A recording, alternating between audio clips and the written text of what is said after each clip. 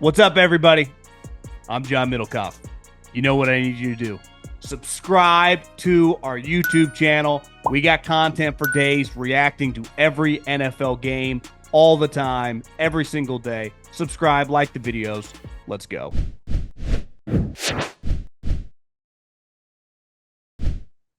What is going on? Happy Thanksgiving to everybody. I'm recording this early on a Tuesday, I would say a little before lunch. Hopefully everyone's doing well. I got family coming in, so I needed to bang this out. Here's the plan today. I'm going to hit on the 3 Thanksgiving games right off the top, just a couple quick thoughts on each. And then we'll do a big mailbag at John Middlekauff. At John Middlekauff is the Instagram. Fire in those DMs. We will not have a podcast or any content on Thursday day, but after the games, after the Ravens game, with playing Joe Burrow, actually, is pretty interesting. They played an epic games last year. We'll do a live here on YouTube like we do normally, and the game plan will be again on Friday after. I haven't quite picked the time yet, but probably after Eagles-Bears. Potentially, maybe something happens college-wise, but that's a little fluid. But we'll be doing something on Friday as well. So we're working. You know, people on vacation, stuff in their face. I plan on doing the same. Got family coming over, have a few cocktails, and enjoy ourselves, watch a little ball, and talk a little football. But before we dive in to some of these games, I got to tell you about my friends, my partners, the official ticketing app of this podcast, Gametime. Do you want to go to a pro football game? Do you want to go to an NFL game? I didn't go to my first NFL game till 2010, and realized it's pretty fun. It's a good time. It's an event I would highly recommend. I know a lot of you guys watching or listening have attended, and if you want to go to one of these games, Gametime has you covered. Tickets as low as $100. The ticket price you see on the app is the price you pay at checkout. They have flash deals. It's incredible. Cannot recommend them enough. Take the guesswork out of buying tickets with Gametime. Download the Gametime app, create an account, and use the code JOHN for $20 off your first purchase. Terms apply. Again, create an account and redeem the code JOHN for $20 off. Download the Gametime app today. Last minute tickets, lowest price guaranteed. Okay, let's before we do the mailbag, let's do a little rapid fire.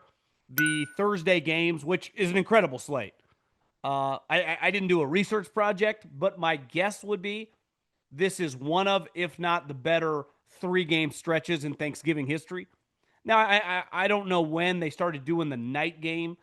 That's probably within the last decade. I mean, I think we had a period where we just had the 2 games, a lot of Cowboys, a lot of Lions. But now with the 3 games, it doesn't get much better than this. So all these lines are presented by Hard Rock Bet. I'm going to take the Packers. Obviously, week 1's a long time ago. The Packers kicked their ass. Something's just a little off with the Lions. Like I talked to Tom, the guy who runs the gym. I didn't even know. He's like, I'm from Detroit, big Lions fan. I'm like, shit, you are? He's like, that was crazy. I'm like, yeah, Jahmyr Gibbs saved the day. It's just something's off. Defensively, they look like last year at the end of the season when they have a bunch of injuries. I mean, for Jameis to throw for 350-plus yards, he had 18 completions. Mario Manningham, Odell Beckham, and Malik Neighbors weren't running around out there. It's like Wan'Dale Robinson, who actually is pretty good. But Jameis's touchdown catch, which was sick, something's just off. Now, Green Bay, it's not like I feel great about. And obviously, Detroit at home, that offense looks awesome. In theory, not all the time this year. But Green Bay's defense is fantastic. I don't think you can get the Packers right now plus 2.5. Kind of like them money line. To me, if you're going to bet the Packers, I would just take them to win outright. And to me, Green Bay wins this game. They still got a couple games against the Bears. It would feel like they could kind of hit, I wouldn't say the afterburners, but they would be in the driver's seat to win the division. So I'm taking the Packers in this game, which pains me. I'm a Dan Campbell, Jared Goff, Jahmyr Gibbs guy. Love Laporta too, but I mean that's a pretty big blow. Obviously, the Packers are missing their tight end as well, but I'm taking Green Bay in this spot. The offensive line for Detroit hasn't been as dominant. That's another problem, and obviously Green Bay's pass rush and just team speed on defense. I mean, Jeff Hafley has probably been one of the standout stars so far this season as a coordinator. This game's fantastic. I mean, it really is. The Chiefs down 11 points, win that game, get some life for 6-5. Going on the road to the Cowboys, who were just getting shellacked, win that game. I mean, you go to the gym Monday morning and Stephen A. saying, was that a legacy-defining game by Dak? I don't know how First Take writes their headlines. It would be fucking exhausting. Like, is that the biggest win of Dak's career? It's like, how do you guys do this every week? I couldn't be in that business. I just couldn't do those topics day after day, which in a weird way I respect because you'd have to fake it at a certain point. But that was a massive win by Dak Prescott. To me, you can't have the biggest win of your career if your team's more than likely not going to the playoffs. Though you win this game against Kansas City, all of a sudden you're 6-5-1. You have to take them seriously because their offense is so good. George Pickens, I'm going to take the Cowboys at home +3. Listen, the Chiefs playing a ton of tight games. Would not shock me if game-winning Butker field goal, they win by 1 point. But 3 points at home. My buddy Jeff Fong was just there taking buddies and clients to the game, and I text him you didn't leave at halftime. He's a diehard Cowboy fan. I said, no, I did not. I said, lucky for you. That's an incredible moment, something you never forget. Part of, again, why we go to games. I haven't been to a game in a while. But every once in a while, you just are part of a game that you can talk about 10, 20 years later. I was at that game when they were down 21-0. They came storming back and beat Philly. So I like Dallas +3. Listen, their offense fun to watch. George Pickens, I think Field Yates put this out there, has more yards than the entire Steelers wide receiver core. Kansas City's finding their groove a little bit, though. Rashee Rice is getting going. I'm taking Cowboys +3. This game's fascinating. Obviously, Joe Burrow's coming back. I don't think, this is not a must-win situation for the Ravens because they still play the Steelers twice, and the Steelers on Sunday play the Bills. I don't know about you, but coming off a long week, especially if Mason Rudolph's the quarterback, I'm taking the Bills in that spot. So the Steelers are in a complete free fall. I would bet the house that the Ravens win this division unless a couple catastrophic injuries happen, including Lamar, who clearly is banged up, but even at 50%, I'm taking him over 41-year-old Rodgers, who's banged up now, and Mason Rudolph. The Steelers are done. Put a fucking fork in them. But listen, this game was crazy last year. The Ravens won both. I think Burrow threw 9 touchdowns. They were theater. I mean, they were incredible. As of recording this, I would guess T. Higgins with a concussion is not going to play. Obviously, sometimes in sports, he's got fresh legs. There's also a rust element of timing. I know he's been practicing the last couple weeks, but 7 points is a lot. I guess I will take the +7. Don't feel great about this. Stucky's big on those first halves for the Ravens. I just, listen, you're playing the Jets, kind of a sleepy spot. You got big divisional games coming in. I don't necessarily hold that against them. It was like the Seattle and the Titans were tied 3-3 after a quarter. Sometimes you play an awful team. We're human beings. You don't take them seriously. If I was going to lean away, I would take the Bengals +7, a lot of points, but I don't know. This kind of feels to stay away. I don't see how the Ravens lose. Today's show is brought to you by our new presenting sponsor, Hard Rock Bet. There are 3 things to be thankful for this week: family, food, and you guessed it, football. Thanks to Hard Rock Bet, you can easily sneak in some bets while your crazy uncle goes on his annual rant. Sign up today, and you could feast with $150 in bonus bets. Just place a $5 bet. If it hits, you not only get your winnings, but also $150 extra in bonus bets. That's an offer you can't pass up, even on a full stomach. Plus, this week on Hard Rock Bet, you get 3 50% profit boosts, one for each Thanksgiving Day game. Boost your same game parlay or same game parlay max, so your bet pays extra winnings. Hard Rock Bet offers new promos every single day. Download the Hard Rock Bet app now and make your first deposit. Let's dive into the mailbag. At John Middlekauff is the Instagram. Fire into those DMs and get your questions answered here on the show. Someone sent me this. The final trade results, because I think obviously Bryce played last night. Bryce Young, in the trade that the Bears and the Panthers made a couple years ago. Honestly, it's one of the great moments of Ryan Poles' career. They got DJ Moore. They got Darnell Wright. They got Tyreek Stevenson. So, they're getting starters in DJ Moore and Caleb Williams, who, listen, he still can be a little bit of a roller coaster. He is dramatically better than Bryce Young, in a different universe, just from a skill set standpoint, let alone as a player. They got the punter, the Australian dude from Iowa, and Luther Burden. I think it's fair to give Ryan Poles the win on that one. That is one of those, if you are the Panthers, you regret badly.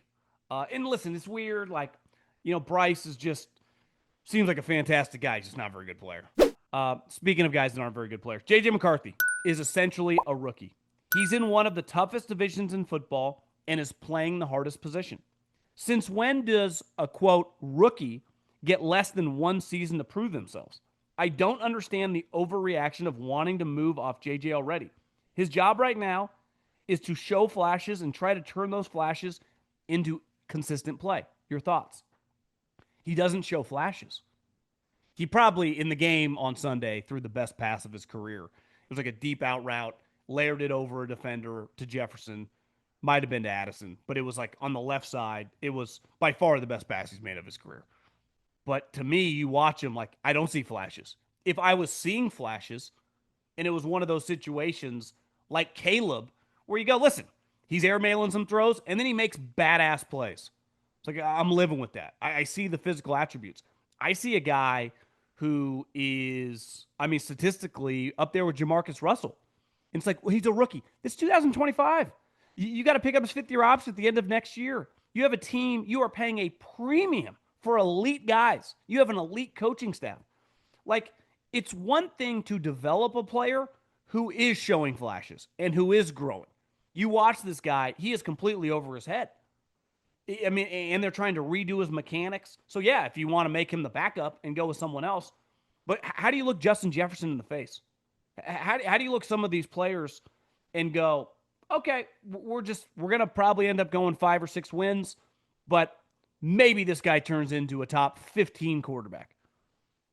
Because the argument would be that's typically not how it goes. And guys who have got to sit and redo their mechanics didn't have to play. Well, you're playing him because you don't have any other options. You were throwing out Carson Wentz there, and he stunk too. So you could argue the quarterback position for the Minnesota Vikings is potentially a franchise-altering mistake. Like, you can nitpick Sam Darnold all you want in the big games.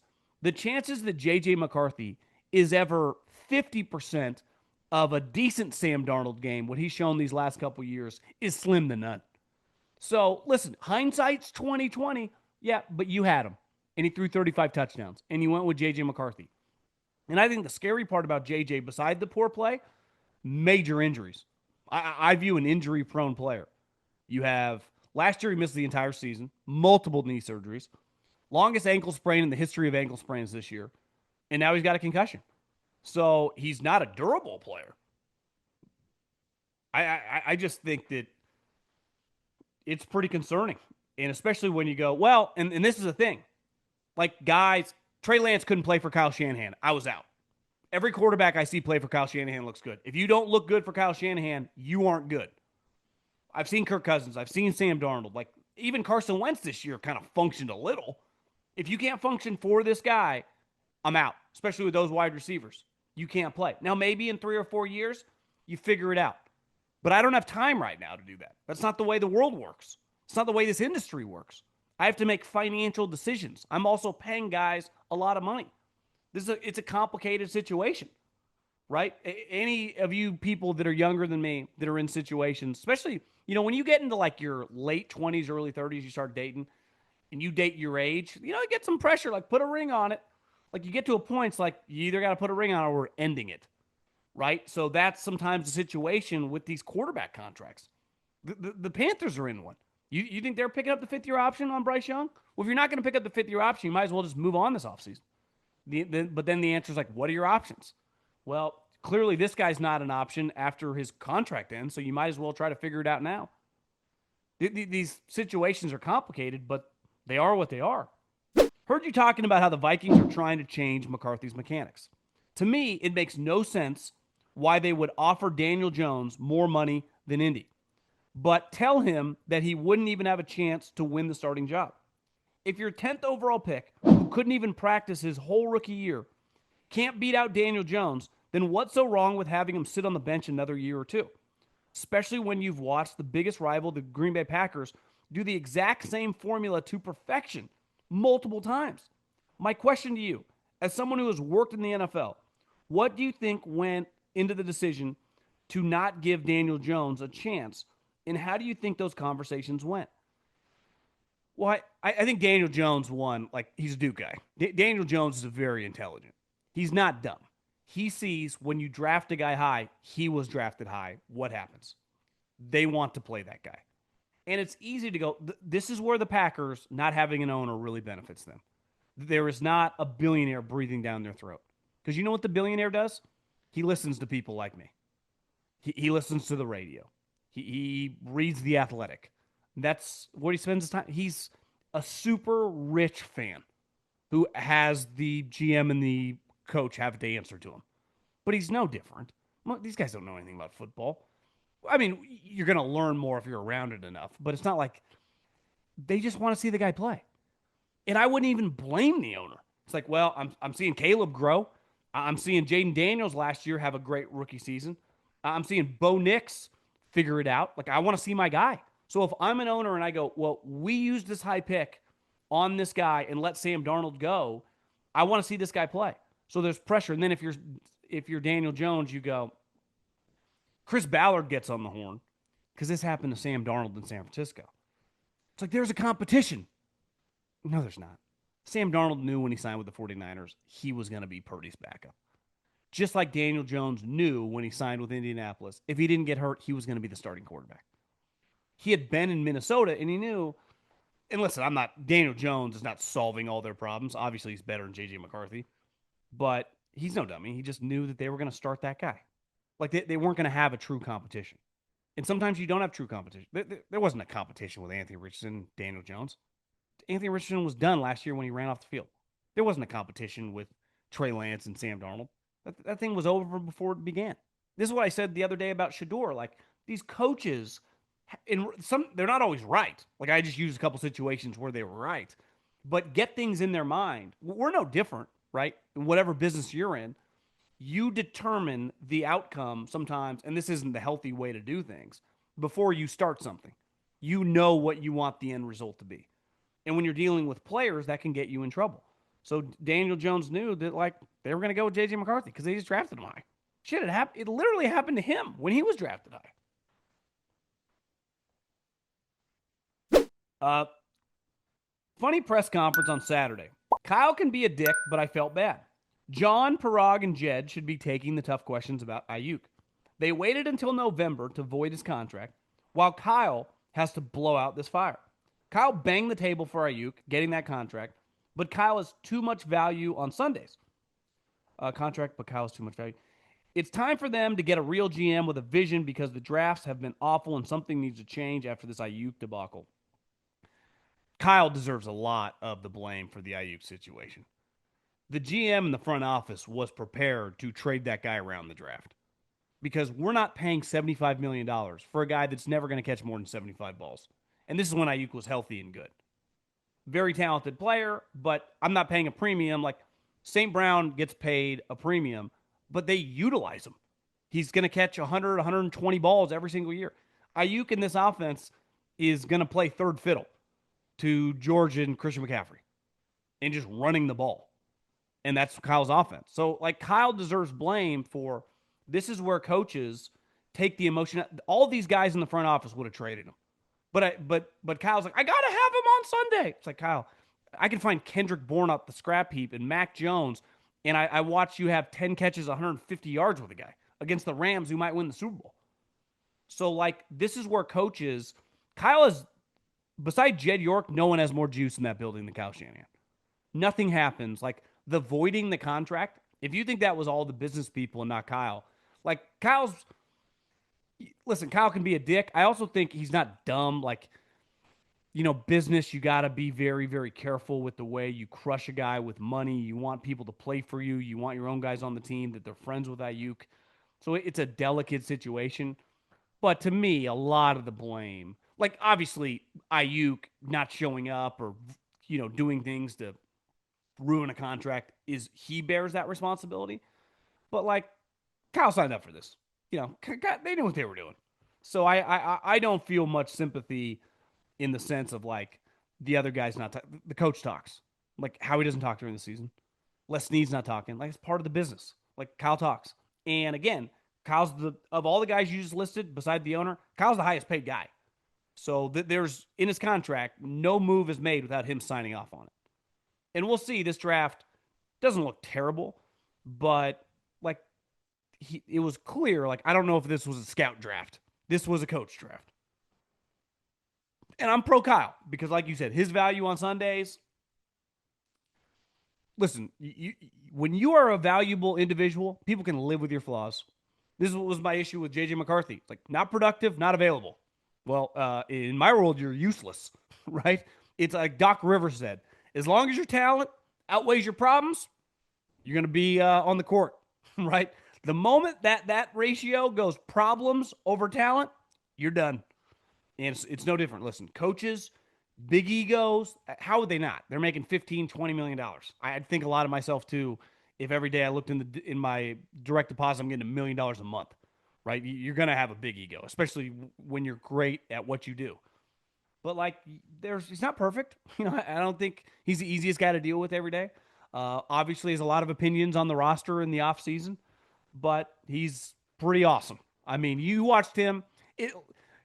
Kyle Shanahan versus Dave Canales was varsity versus JV. Now, listen, Kyle Shanahan, like, comparing me to Dave Canales, no shit, John. That's varsity versus Pee Wees.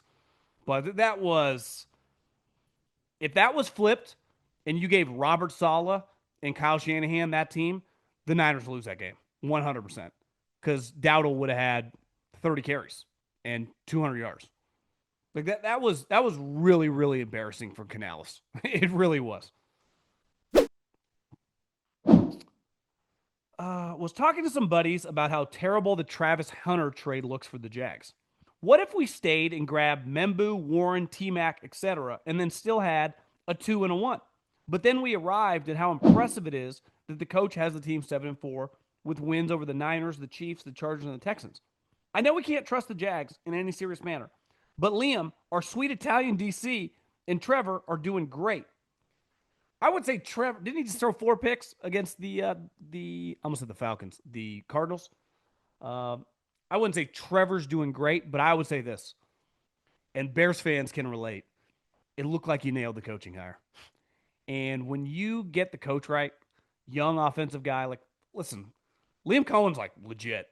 I honestly think he was undervalued last offseason.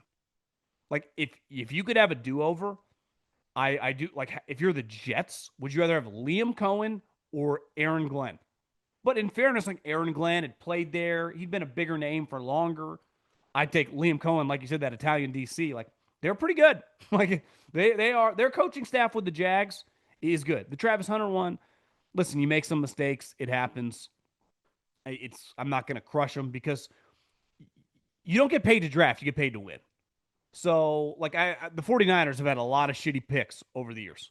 I mean, a lot. And they started with Solomon Thomas, who actually is going to have a 12-year NFL career. They drafted him 3rd overall. Now, granted, the Bears drafted Trubisky at 2, but still.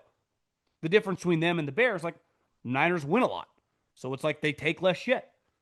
You could miss on every draft pick. If you're winning 11 games a year, no one's going to say anything. I mean, we really get into the weeds and nitpick you, but, like, okay, I'm in the playoffs every year. So I think it all comes down to the Travis Hunter thing. Anyone with any sort of understanding about the NFL, you don't even need to be a player. You don't need to be a coach. You don't need to be an executive or a GM. Would go, in what world is a guy going to be able to play both ways? Especially, I would have given it some credence if, like, he did this at Georgia or Alabama. So every single week, he's covering and playing against the best guys in the country. If every single week you played Ohio State, it's like he went both ways and he handled it, I'd be like, okay, he might be able to do it. There's no way it's humanly possible. Because every single week in the NFL, okay, Jamar Chase this week. Well, who do you got next week? Terry McLaurin. Who you got the following week? A.J. Brown. A little lighter week this week, DK Metcalf. Every team has good wide receivers. So it's impossible. And then playing wide receiver is hard enough. The physical toll you take of getting tackled, it was impossible. It was dumb. I think they overthought it. if you just would have stayed at if Travis Hunter, you just would have drafted Travis Hunter and not made the trade and said, hey, we're just going to play him a wide receiver, I would be like, no problem. But I'm with you. I mean, every time I look at the Browns and Myles Garrett running around, the dude from Michigan, Mason Graham, is fucking all over the place. That guy's a baller. Do you think if Love and McCarthy swap coaches, they'd both be more successful? Love would be able to showcase his elite arm talent in a pass first offense, and KOC with KOC, and maybe McCarthy could be a functional game manager. He would definitely be a better player in a run heavy offense, right? Playing LaFleur, Kyle Shanahan, uh, Ben Johnson, right? A guy that's going to just lean, I want to run the ball 30 times a game. But even in that offense, look at Purdy last night throwing some of those picks. The passing game is off the run game. And you got to be 3 steps, 5 steps, let it go, hit the guy in stride. A big part of like the Niners offense or the Packers offense, which is, essentially the same thing. Get guys in stride, run after the catch, explosive plays. Well, he's really, really inaccurate. So I think Love 100% would look better with those two wide receivers and the tight end. Yes, he would look good. He would, they would be throwing bombs.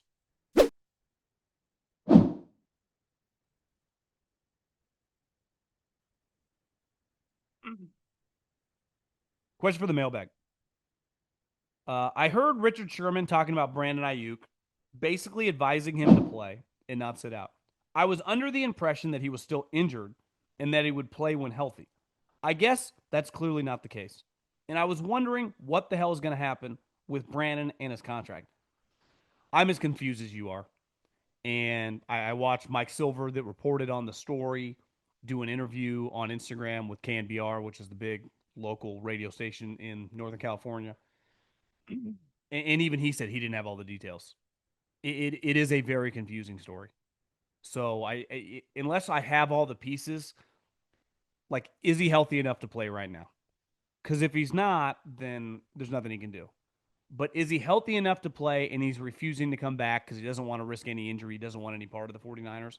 I'm with Richard and anyone else with a brain, like, bro, the real world, even if you are extremely successful, and I mean a baller, the chances that you are ever making $25 million a year, if you don't own and sell a business, are slim to none. One of the most successful guys I know, who just said I was with him within the last 6 months. He's probably early 40s, and he's a very. I mean, this guy is a hustler. I knew him in college, and he's just a businessman. He's wheeling and dealing a lot of different industries, real estate, stocks. He said he by far had the best year he's ever had in his career, and a lot of it was he had huge risks. He put a lot on the table, made like $10 million.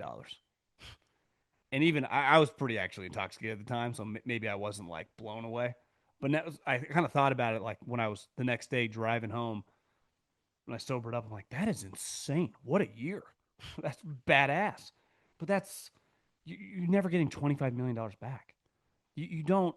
There's not a human alive unless you're Bezos or one of these guys, Steve Ballmer, who's just 25 million. You wouldn't even notice. No one is giving that type of money up. That is malpractice by the agent, by the individual. It's just a sad, embarrassing situation. There's probably a lot of different adjectives to describe it, but I'm with Sherman. I think what he's trying to say is, bro, this thing will end for you. And here's the other elephant in the room. What if he's never the same? We see it with athletes all the time. They have a major injury and they are never the same. So what if when you come back and you get cut and you're available, people work you out and they sign you to like a 1 year, $2 million deal just to see what you look like, and you don't look right, and then you can't make any money? Like, there aren't industries like the NFL that pay people $25 million where you're a W-2 employee. That's an incredible opportunity, which you earned, you negotiated. Giving that up it honestly just I makes me at a loss for words. I can't even begin to relate. And the 49ers are extremely lucky if he's truly not going to fight it, because they're getting bailed out in this situation. Like, they fucking signed the contract. So it's not like I feel sympathy for them that they should get out of it. Like, they were the ones willing to, do a deal. Congrats on all the success. With the Chiefs' offensive regression since Bieniemy left, why is it not considered to be brought back? What is the league's view of Eric Bieniemy? And why is he not more sought out OC or head coach? That's a great. I mean, my buddies with the Chiefs always liked him. He became the offensive coordinator in Washington, didn't go well. UCLA was really, really bad. He's a running back coach right now for Ben Johnson, so he's in a good spot. I think people would say it's like Andy Reid was calling the plays, not Bieniemy, but I don't know. I can't speak to that. Sometimes, yeah, I don't understand. But I also don't view their regression as like tied to him. I think it much more has to do with like you lose Tyreek Hill, Travis gets old, you're a little different. You've seen this year when they've been healthy, they've been much more explosive on offense. Patrick needs to play better. It's like part of it too is like Patrick hasn't been as good the last couple of years. Like it's just that simple. Patrick was during the regular season was one of the greatest players we'd ever seen. Last couple of years kind of hit or miss. Still good, still awesome in big moments and great in the playoffs. But like in the regular season, week to week, he's just not as dominant as he once was. We appreciate that you never conceal your disdain for terrible NFL coaching. And with the overdue firing of Chip, can you give us your list of your personal worst NFL coaches of all time? We got to know where Brandon Staley and Jim Tomsula stack up in the manure pile.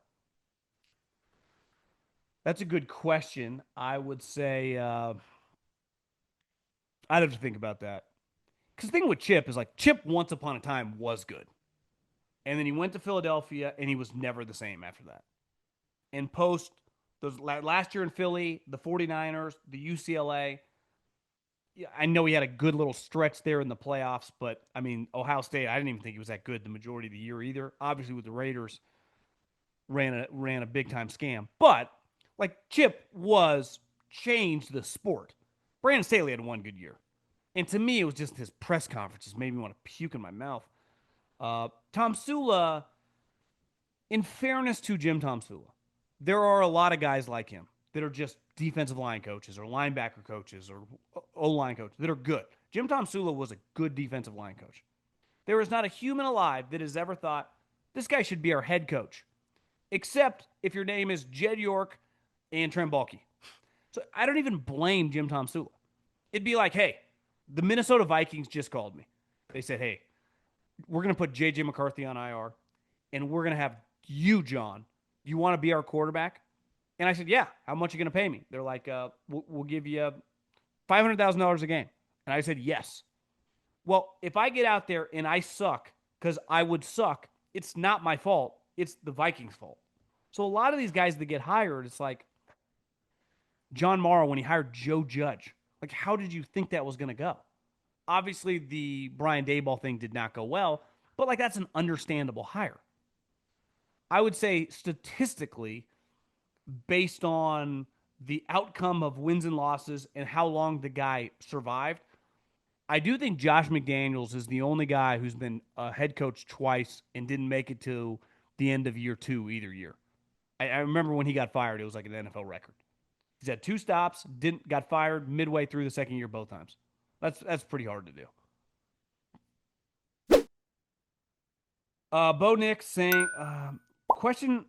I put this primary thing in there. I can't read it. Okay. Why are Broncos fans on Twitter so delusional and sometimes obnoxious about Bo? Saying he's the MVP or that he's a better quarterback than guys like Herbert and May. Well, I think before I even read the rest of this, if you're ever getting mad about people on the internet and their opinions, like it's a waste of your energy. Now, if you can handle going to comment sections and laughing and putting a smile on your face, but if you're going to get worked up, and listen, I'm guilty, I do it every once in a while, and then I realize, why am I doing this? Why do I give a shit what all these people are arguing about? I still find it crazy in 2025 how people, whether it's Twitter, whether it's Reddit, whether it's like the comment section and the athletic articles, how do people just go back and forth and argue? And I used to do it a lot when I was younger, but no one ever goes, yeah, good point. I changed my opinion. So you can't get worked up for people on the internet. It's extremes. So I don't know what to tell you. Who would win a fight, Saleh or DeMeco? Once you've answered that, the underdog gets a tin of zone, and the favorite has to run a mile before the fight. Who wins now? DeMeco was the rookie defensive player of the year as a rookie. Rookie defensive player of the year. Played at Alabama and is just a certified badass, like middle linebacker in the NFL. I, Robert Saleh. I was gonna say Western Michigan, but he looks fantastic now. And you listen, HGH is a hell of a drug. He went to Northern Michigan, 97 to 2000. Obviously, was not a pro. He was a tight end. I would say if you take Robert Saleh from Northern Michigan and DeMeco from Alabama and put DeMeco over Robert Saleh and say stone him at the line of scrimmage, I'm taking DeMeco. Now, in a fist fight, uh, you never know. I don't know if either guy's trained, but I would like DeMeco's chances. Though, I do believe that Saleh has gotten dramatically bigger over the last 6 or 7 years. For a guy whose job is pretty labor intensive in terms of his time. He's got like 15 kids like Philip Rivers. How does he have time to get such elite pumps in? My buddy Guy Haberman, who just had a baby, congrats. He calls Niner games this year, and he's taking a little break because they just had the baby. But he was on the road, and he's just saying, he had lunch with Saleh and Gus Bradley, and he said Saleh's a pretty healthy eater. So clearly, you don't get that shape at in your late 40s. Great in the gym. It ain't Jamba Juices and it ain't protein, so you have the good stuff. And I'm not saying steroids, but you get older, you get a little testosterone or whatever. And to me, the diet. Nothing has been truer in my life as you get older is the impact of diet. I work out, I would say on average like six days a week, but I feel like I've gotten fatter than I ever have over the course of the last couple of years. It's like your metabolism changes, and your diet has to change. And eating healthy, and Robert Saleh, I think, is an elite healthy eater. Well, you see like Kyle Shanahan, who's like 45, looks skinny. I bet there are days where Kyle Shanahan does not eat. It's not like Kyle's lifting. I bet Kyle just eats like Red Bulls, Adderall, and Gatorades. As a Vikings fan, we really don't have much hope. JJ or nine, you can't have a nickname and you can't wear the war paint when you are statistically the worst quarterback since Jamarcus Russell. We have to change the self-made nicknames. Listen, Kobe gave himself nicknames, but he backed it up. You can't give yourself nicknames. LeBron, same thing. Like, if you're gonna be a self-proclaimed whatever the name is, you have to be good. Um, and Quessy is one of the worst drafting GMs the Vikings have ever had. I agree that say what you want about the previous regime. What's his name? It escapes me. Zimmer and God, I had him on the podcast a couple years ago. What the hell is the former GM's name? Great guy, retired. His brother is the former Lions linebacker who works with the Lions now. I don't know why I can't think of the name, but he was good. Like just look at the guys he drafted, from Daniil Hunter to Eric Kendricks to Harrison Smith to Justin Jefferson. Came on this podcast. I apologize. Brain's not firing on all cylinders. Is there any hope? I like O'Connell, but Flores is gone this offseason.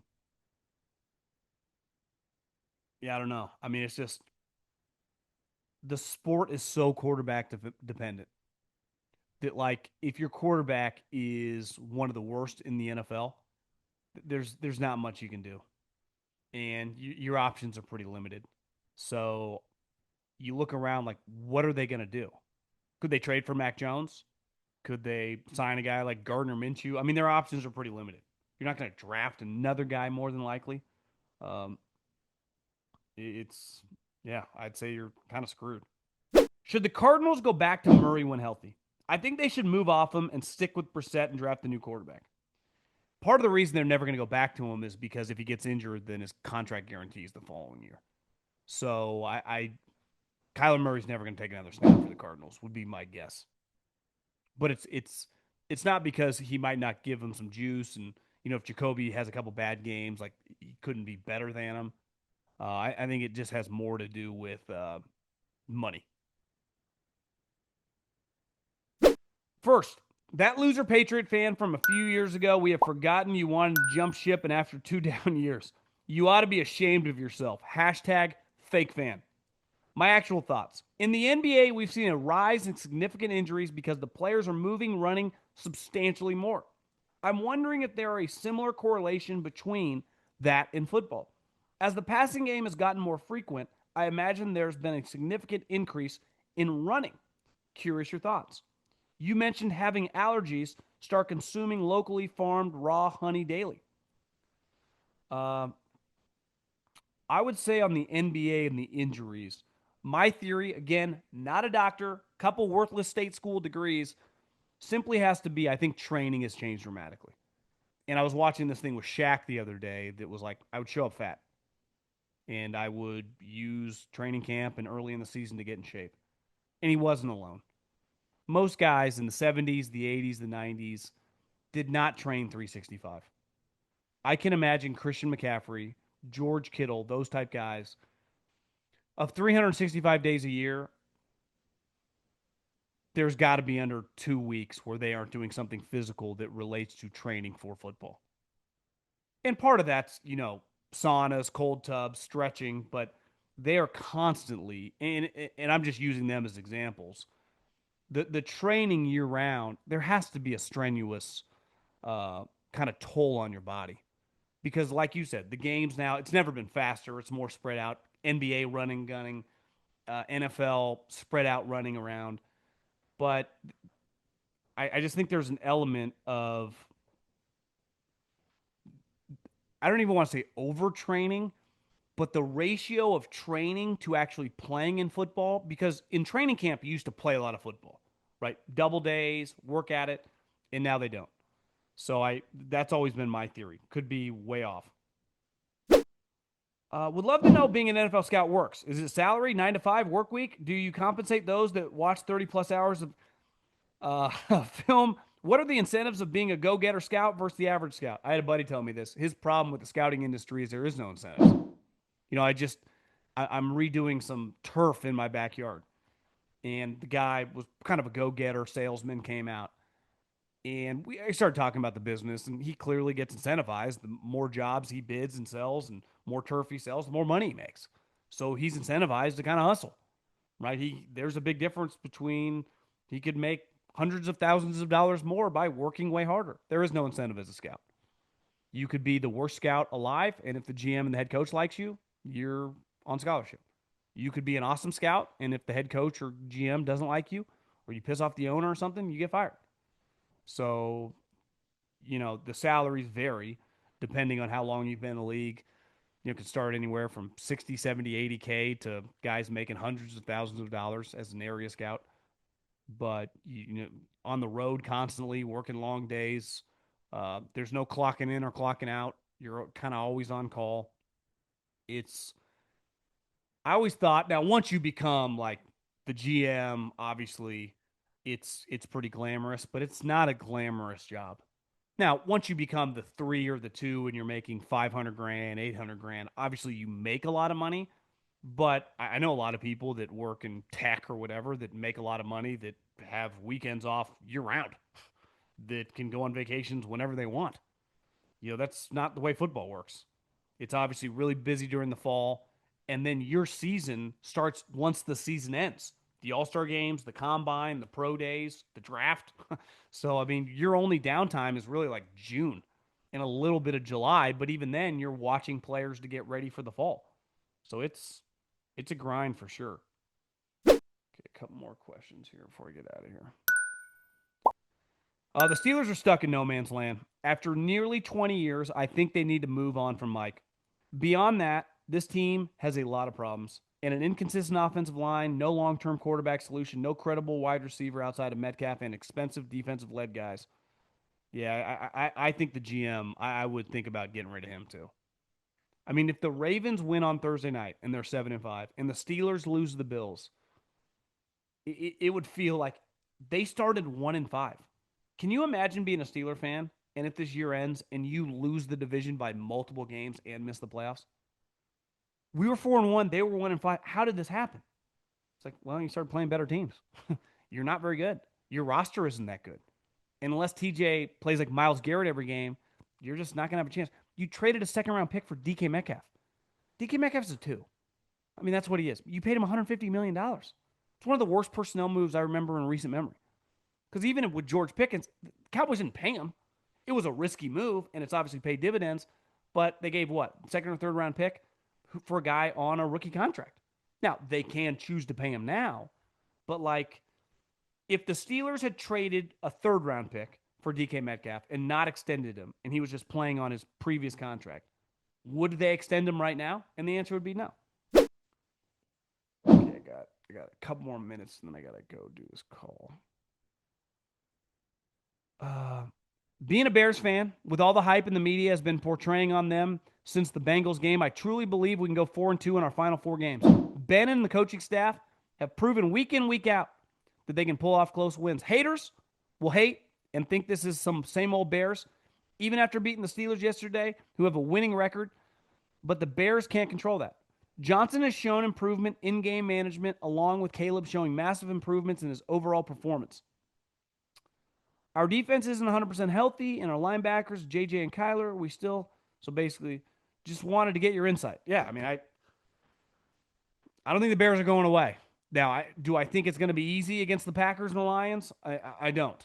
But, and the Eagles. I think if you beat the Eagles, and I get the Eagles are a little weird this year, no one can say shit. I mean, the Eagles are coming off a devastating loss. The game's in Philadelphia. If you win that game, you're headed to the playoffs, whether you beat the 49ers or not, because you'll probably split with the Packers.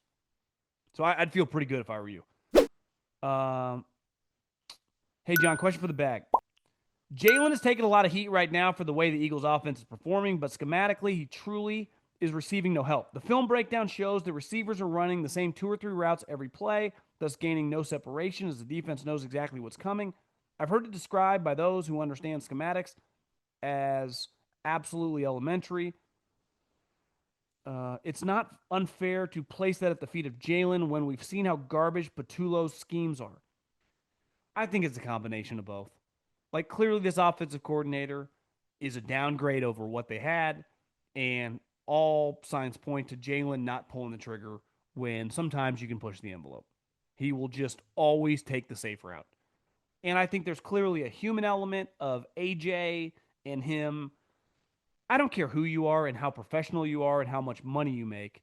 If you get into a business situation where a guy that relies on you and a guy you rely on don't like each other, don't respect each other. Because listen, we don't like a lot of people that we do business with. Welcome to life. But if I don't respect you and he doesn't respect me, which I think it's fair to say that at this point, I don't care what they say, it's got to throw you off. That would throw you off in a normal business setting, definitely on the field. So I think the situation with AJ Brown has just kind of bled in. The problem was he's so talented, you still kind of need him if you want to try to win the Super Bowl, and they kind of just got stuck in a situation where they couldn't pivot off of him. So yeah, I mean, I think a lot of people bear blame. At the end of the day, this is, I get you're Philly and you guys get angry, but you did win the Super Bowl. You're the defending Super Bowl champs. I do think you probably thought early in the season, like, we'll go back to back. Still possible. You beat the Bears. It's still right ahead of you. The Cowboys game doesn't just end your season. You can go 13-4. You're going to lose a couple games. Losing at Dallas is not the craziest game to lose. So let's just watch a couple more weeks of the Eagles before we completely write them off as screwed. Adios. Have a great day.